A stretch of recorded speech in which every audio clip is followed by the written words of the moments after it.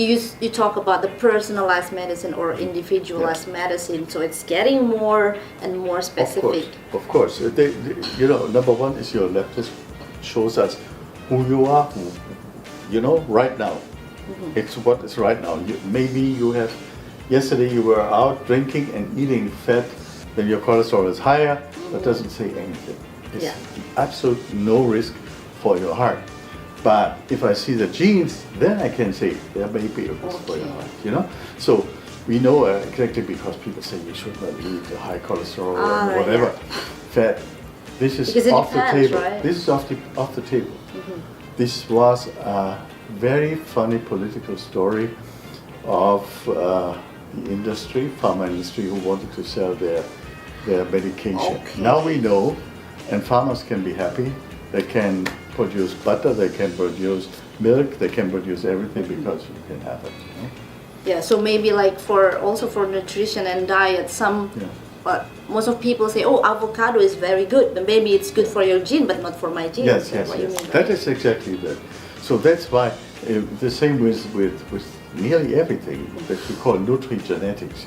The nutrition, it means the food, the genes, how your genes respond to your food. You can change your genes, your activation of the genes with food, every time. So you can get fat or not. Another part actually is, when we are with food, is the gut. The gut, the gut. So we always, in mainstream medicine, we're looking at the gut as an organ where we can check if we have cancer, colon cancer, or stomach cancer, and that's it. Completely wrong. A gut is an organ with function. So nobody until now in mainstream medicine is looking for the function of the gut. We have to look for the function, and we can do this. If I have the anatomy of a gut, I see with a colonoscopy what we can see with the tube into the gut, and we can see how it works. Doesn't see, but really seeing what happens in the gut is biochemical markers of the gut. So when you eat, for example, not enough vegetables, you get more fat when you eat meat, because there in the gut there are bacteria who can make you fat. They love this meat. Or there are bacteria who can make you lean. They love the vegetables. And so there's a crosstalk between the gut bacteria in the gut and us. So that's very important. People always think gut. Oh, I don't like to talk about this because this is dirty stuff and so on. Gut is very important. I think that's one of the most important things, right? Yeah. What you eat, you are what you eat. You are what you eat, exactly. And I think we need to make like a specific and special video for just talking about genetic tests and then nutrigenetics. There are many, interesting very interesting topics thing, of here. course. But I want to get back to the hormone therapy. What's the difference between the bioidentical hormone and the synthetic? The main thing is we have had a lot of studies worldwide which spread the fear of breast cancer right now. And the studies came out from the United States of America. They had only one product on the market, which were hormones, female hormones which come from, horse urine, from pregnant horse urine, and another female hormone which is comes from the progesterone side. Female have two hormones, estrogen and progesterone, and that's the progesterone side. And this one is a very synthetic hormone, very bad. And so they sell it because it's easy to take. You take your tablet every day, blah, blah, blah, blah. And you feel good and you feel better. Of course, it works very well. So what happened then is there were more breast cancer, more heart disease, more strokes in the population. So the thinking was of some very intelligent people, because this is not bioidentical. If we have our own hormones, why don't we take the same hormones? Why do we take hormones from a horse or from synthetic? So we take our own hormones. This is bioidentical. So we use bioidentical hormones only This is estrogen, estradiol. This is progesterone.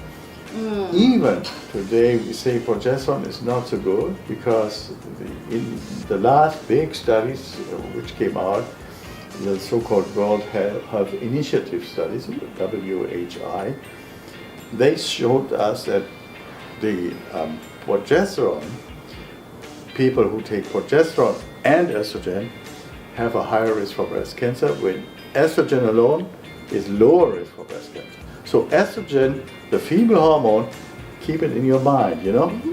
And contrary to what is told us every day, estrogen reduces the risk of breast cancer. But estrogen has 3 types, right? The estradiol, Estradiol, estradiol. So estradiol you're is talking a about special type. estradiol. I want to go about estradiol. This is the hormone we use. Okay. The woman is, after menopause, the woman has more estrogen. It's different, but the young hormone, therefore, for staying young and having your period and having this, getting pregnant, is estradiol, you know? And prevent breast cancer also. Yeah, you can prevent breast cancer. The other thing is, we have one hormone which is produced as well after menopause more, is estradiol, the E3. And this is a hormone, if you combine this together, we call it biased, you know? Oh yeah, biased. Then especially if you transdermal, you know? Yeah, there's actually, maybe for people who don't know that, there are actually the transdermal hormones. Yeah. They are creams and they can penetrate your skin to the... Yeah, and it's better because the most problem actually happens not only because of bioidentical or not identical, because of oral or transdermal, because oral hormones activate all the bad factors in the liver. So more thrombose risk, clotting risk, more stroke risk. If you take it transdermal, it's not activating. Going to the there are good studies liver. from France, which has a big study, which used estradiol and progesterone, and they never could say the same results like the study with the horse hormone. So they say it's absolute, we did not find the same results. We have no risk increase in any way. So that is a very important part. So people can be more safe, feel better. Don't ask always for cancer. What cancer? I give you one very interesting published in Medscape. You know. Okay. If people take statins, you know, the statins. The medication which reduce your cholesterol. Women, the risk for breast cancer is 7 to 1,000. 7 women in 1,000 without statins, with hormones. You know, with female hormones. With statins is 70 to 1,000. So tenfold increased risk. Yeah. Nobody is talking about breast cancer risk in statin. Nobody. I never heard. I've never heard that. Yeah. So that's the point. That's the point why we are manipulated. You know. So we have to be everybody now has to be very clear with himself and say, I want this or I don't want this. Yeah. But therefore you have to educate, and this is part of this recording. Educate the people so they understand what is the real risk. And are not confused by what media or pharmacy try to sell. The big pharma industry has most interest. Of course, they sell billions of dollars every day, so they don't want to be cut.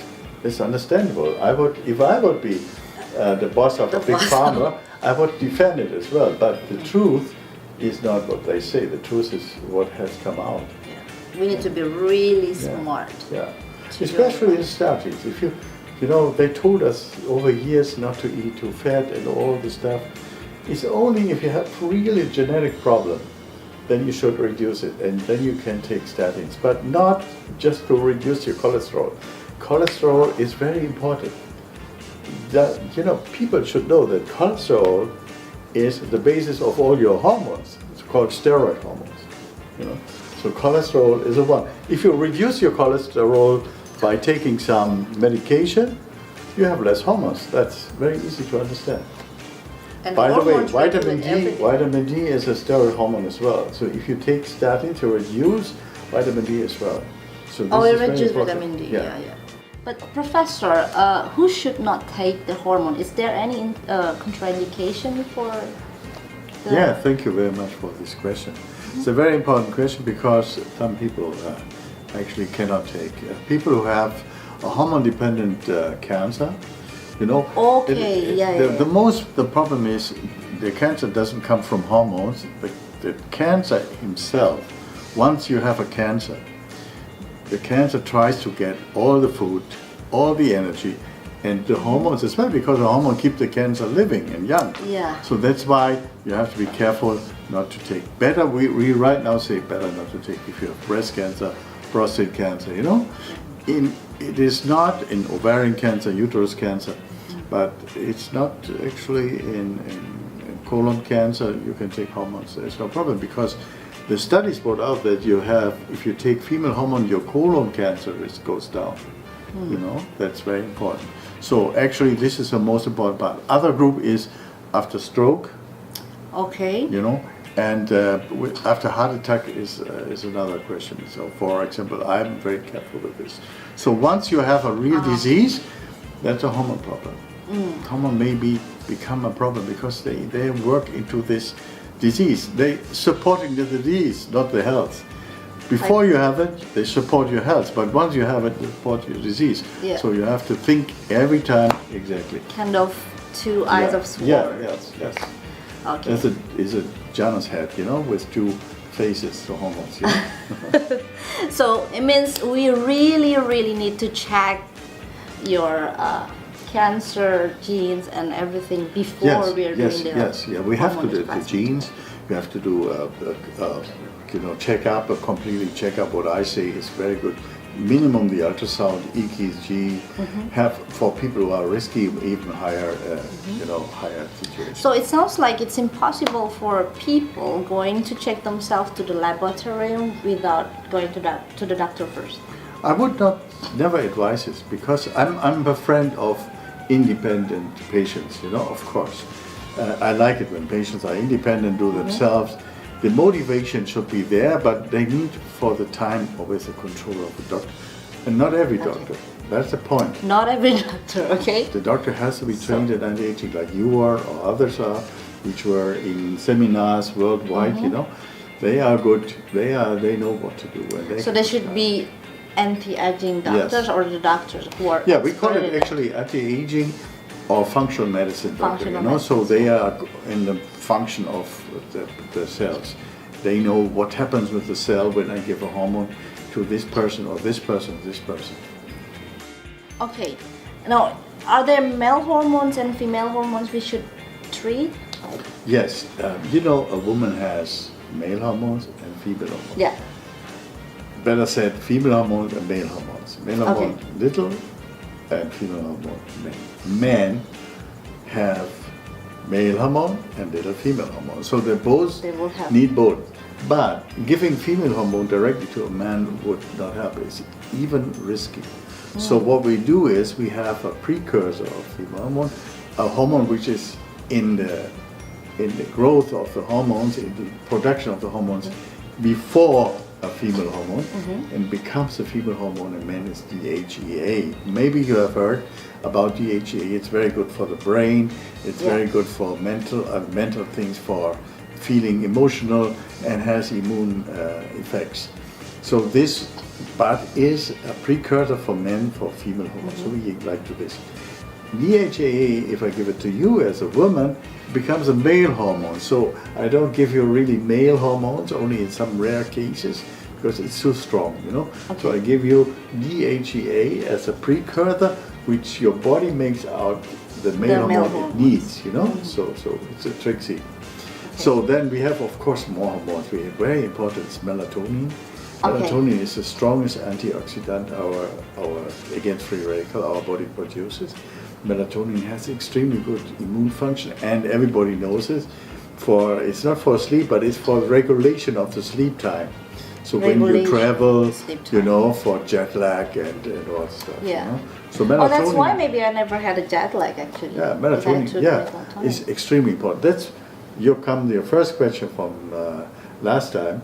When you ask me why you're not tired, so because I take melatonin, you know. Oh, so I you didn't have any jet lag here? I get my too? day rhythm. Yeah, I got it directly. Nice. So the other thing is then we talked about DHA. Then we have one hormone. Thyroid hormone should be very clearly indicated. Cortisol. There are some people who have low cortisol syndrome with fatigue and depression and so on. They need it.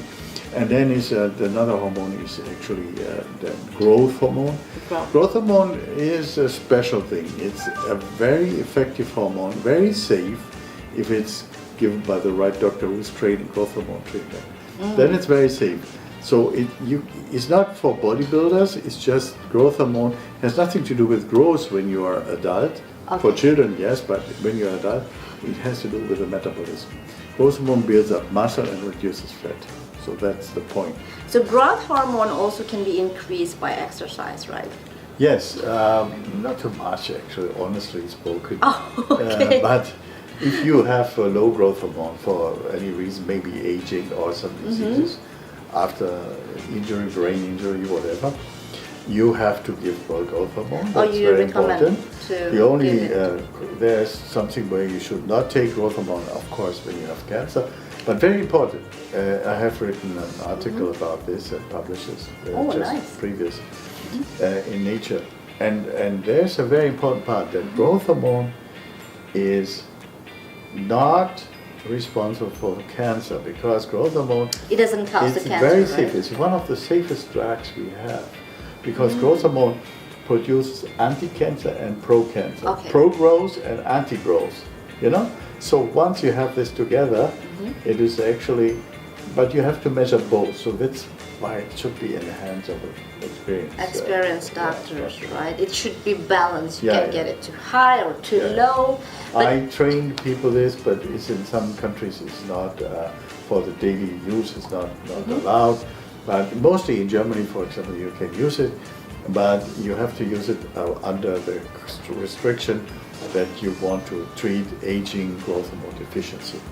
So growth hormone doesn't cause the cancer, but once you get cancer, you shouldn't take it anymore, right? So growth hormone, yes, growth hormone actually is not causing cancer. This is very important for everybody to know. So, but once you have cancer, of course, like I said, with every hormone becomes a supporter of cancer once there is cancer. That's why we have to, before we give hormones, we have to very clear checkup with the patients. You know.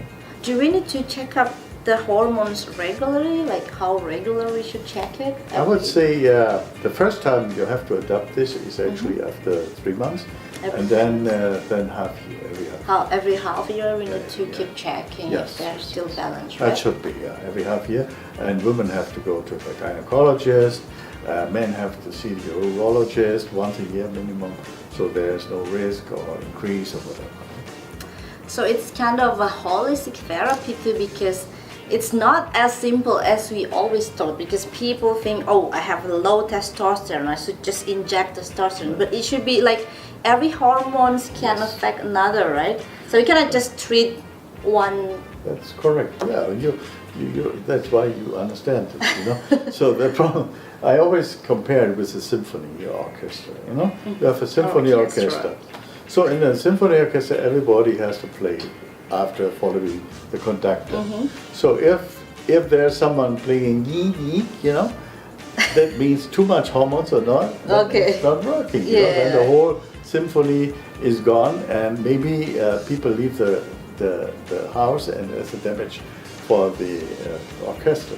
And I also read about melatonin in German in 2014 or something, that it's also an anti-cancer, and that's why we actually should sleep in the dark. Yes, yes.